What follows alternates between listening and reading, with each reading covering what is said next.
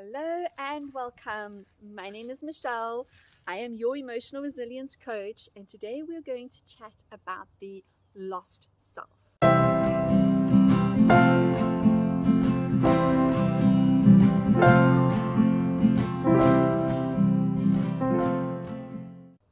The lost self is the quintessential codependent. It is literally what it is. You don't know who you are anymore. You have lost yourself. Now, before you judge and beat up on yourself, this came from your childhood where you learned to mimic your parents, or you learned to be so compliant to your parents that you lost who you are, your thoughts, your feelings, your desires, your passions, your opinions. They just were not important enough. They weren't important enough to your caregivers, that they certainly did not become important to you. And so you lost your voice. You did not learn to have your own back, to stand up for yourself and to voice your opinion.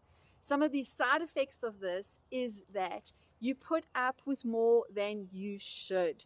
You put up with drama, lies, abuse, dysfunction, far more than other people would, all in the name of looking for acceptance, all in the name of needing somebody to look at you and love you and to feel that you are seen, to feel that you are understood, to feel that you are heard.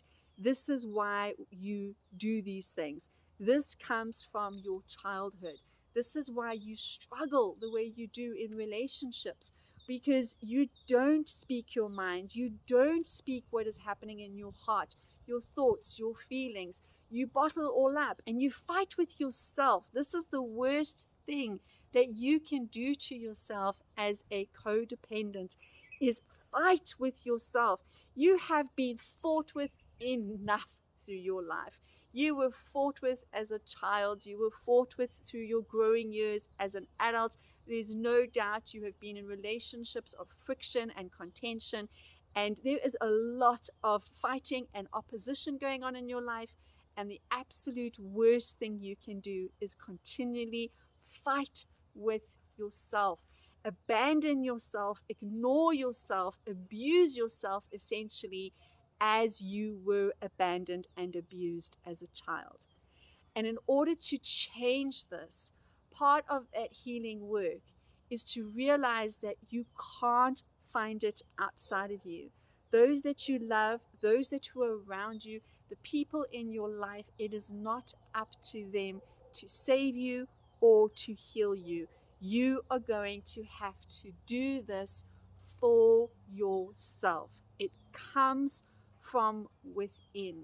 The healing work is very introspective work. It is time on your own. It is time to get to know you. It is time to make friends with you. It is time to love you.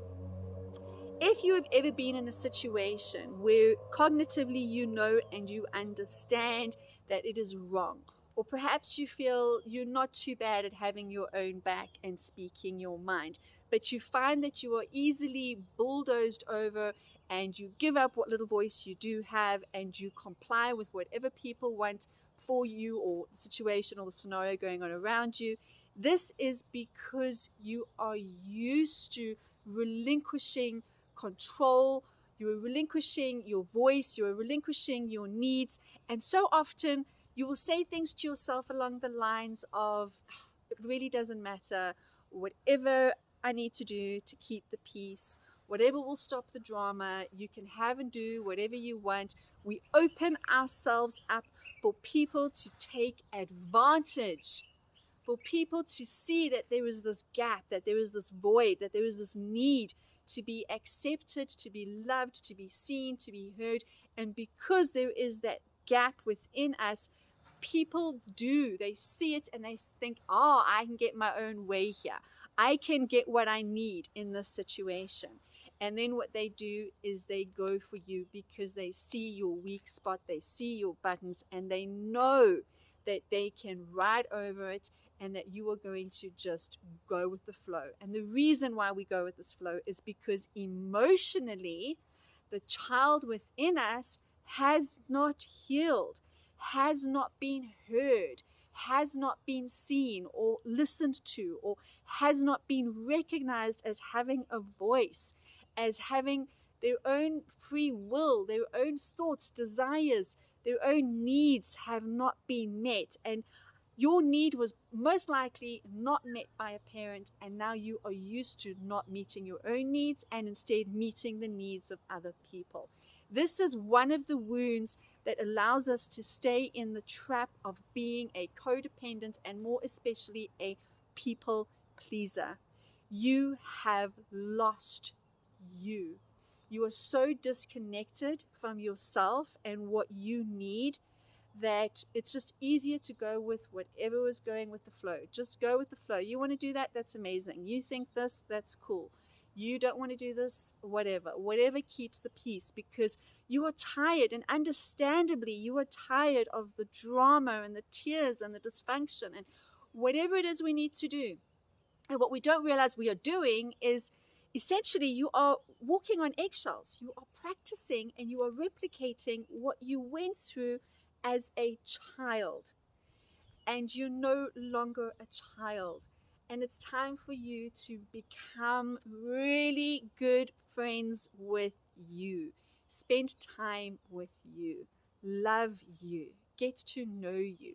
Get to know what your opinions are, what your thoughts are, what your beliefs are on all sorts of different subjects. And this does not mean that you are not open to learning or hearing or having other people influence you. This just means that you are getting to know where you are, where you stand, where you're coming from, and why. The whys behind it. When we are able to come from a place of love for ourselves, when we are able to build a relationship with ourselves, this will naturally ripple out. It has a natural effect out. You have to start within. You are not going to find it in your parent, in your spouse, in your child, colleagues, friends. This has to be work that you do. What you want to do as part of your healing process is reclaim the lost you. Become connected to yourself again. Find your voice. Have your back. Find your identity. What is it? What does it look like? That healing process will naturally ripple out, and you won't be as much of a people pleaser anymore, because you will have your own thoughts and your own opinions and your own ideas, and you will have your own back, and you will know what you can give, how much you can give, and when it is time to draw a line and say, I need to do something for me. And it does not mean that you are being selfish. You cannot give from an empty cup. Just giving to the point of burnout does not help anybody. Giving to the point of making yourself sick and tired that you crawl up into bed, that you are so sick and tired you cannot actually move. You have migraines, you have stomach problems, you have chronic things that come up all the time. You maybe have breathing problems, digestive issues, energy issues. It's because you have allowed yourself to just disappear, to just dissolve. You feel empty because you're not filling up you. To get to that point of health and well-being is an inner journey that begins with you. Find you. Heal the lost child within you, and you will find your voice. I hope you have a most empowered day of finding your voice and a little bit more about who you are and what makes you tick, because you are more wonderful, more incredible, more than enough. If this resonates, please do hit like, subscribe, the notifications button, and of course, I always love to hear from you.